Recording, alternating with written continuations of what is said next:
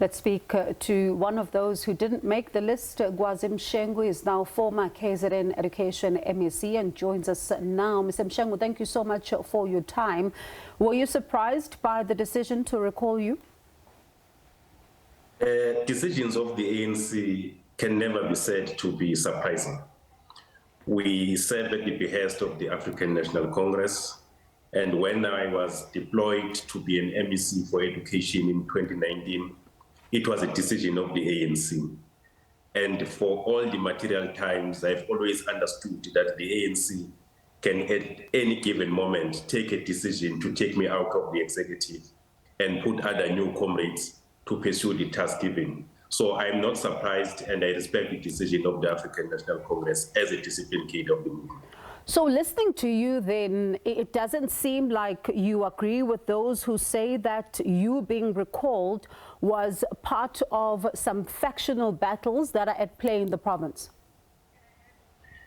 I don't believe that the leadership that we have can really descend to such a lowest level of taking some of us out on the basis of the recent conference.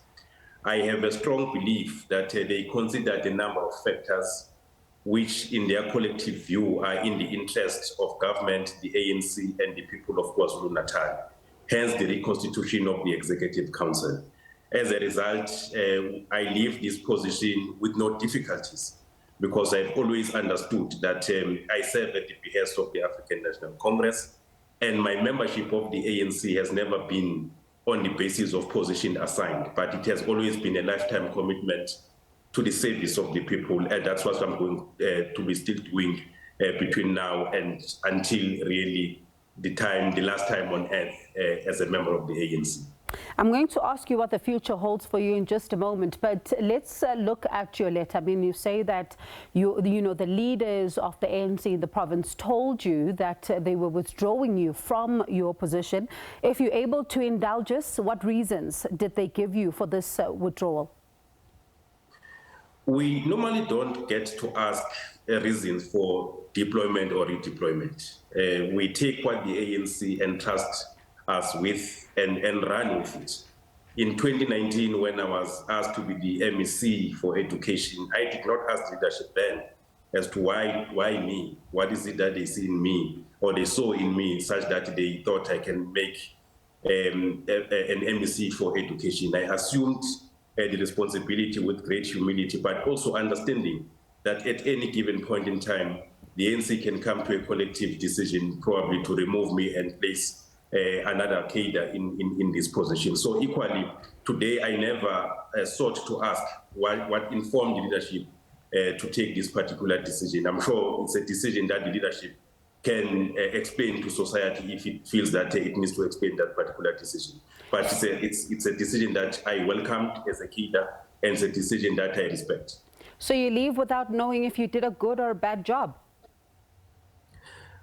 The leadership did indicate that there are notable successes that were achieved under my leadership of the department, but obviously also felt that probably it's time for another new person probably to inject more energy in the department and pursue the mandate as given by the people. So I'm satisfied that I'm not leaving as a person who failed in the department, but I'm leaving because collectively the ANC has decided that probably yet another comrade can take the task to further height as the case is.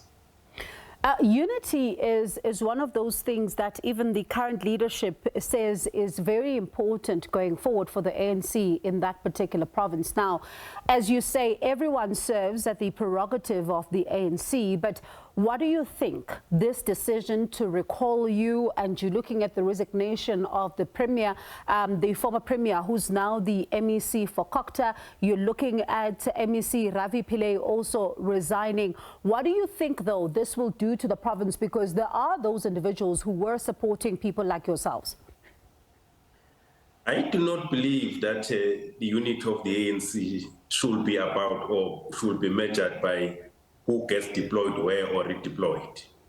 Unity of the ANC should be about complete hatred of poverty, of unemployment, of inequality, and all these other things that trouble our people.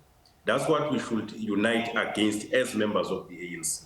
That's what we should mobilize society to unite against. So I do not believe that this redeployment or reassignment, as the case is, would actually mean that there are serious challenges of unity in the movement.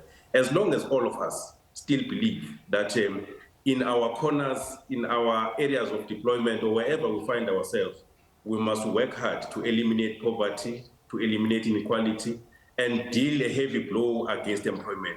Those are the things that will keep us united as members of the African National Congress. You say redeployment. What's next? So far, I have not been told. I will remain a member of the legislature until the term ends. But any other assignment that the ANC will give to me, I will gladly accept it, as long as it is in line with the service of the people, because that's what we joined the ANC for. That's what we joined the struggle for. It's never about material gains, it's never about positions. It's about lifetime commitment to the service of our people. Do you think, though, looking at what has been happening in KwaZulu-Natal, some political parties making inroads, you're looking at the IFP regaining lost ground as well. Do you believe, though, that the ANC is still the very political party that can address some of the, the concerns that you are raising about the people of South Africa? I see no other alternative from the ANC. Yes, there have been shortcomings in the process. There are things that we could have done better. There's still more things to be done to improve the lives of our people. But I do not believe that there has been any other political party that has presented itself as a credible alternative to the ANC. Our policies are beyond reproach. All what we need is to perfect the implementation, but also perfect our conduct as ANC members, because I do argue that most of the time, people will appear to be losing trust to the ANC on the basis of the conduct of some of us, particularly as leaders. So these are the things that we need to attend to and deal with, but there is no alternative to the ANC, and there's no other party, in my view, that can bring about the future that our people want. Very briefly, let's reflect on your tenure as MEC. Which would you say were your challenges and wins? The jury is out for the people of KwaZulu-Natal to make that judgment, but there are notable successes, such as bringing stability in the department, working closely with unions and SGBs, which really made us to be able to confront the most difficult issues, but confront them without the spirit of confrontation. We were always bound by the responsibility of bringing about a better future for our learners. But we have also made sure that we focus on the core mandate of the department, which is teaching and learning and producing better results. And that has been, or that can be seen actually by the results that were produced in 2019, in the 2 years of COVID-19, including increasing the quality of results as it was seen last year, where KZN was leading in terms of distinctions, in terms of bachelor passes as well as diploma passes. But we have also started to take advantage of what we have as a province, a comparative advantage, such as starting to build a maritime school to take a full advantage of the coastline that we have, focusing on agriculture because that's one of our riches in the province, but also starting now to focus on the schools of skills to make sure that those who don't want necessarily to pursue the academic route, they can also be accommodated to use the skills and talent. So those are some of the notable things that we have been able to do. All right. The biggest challenge has been lack of finances.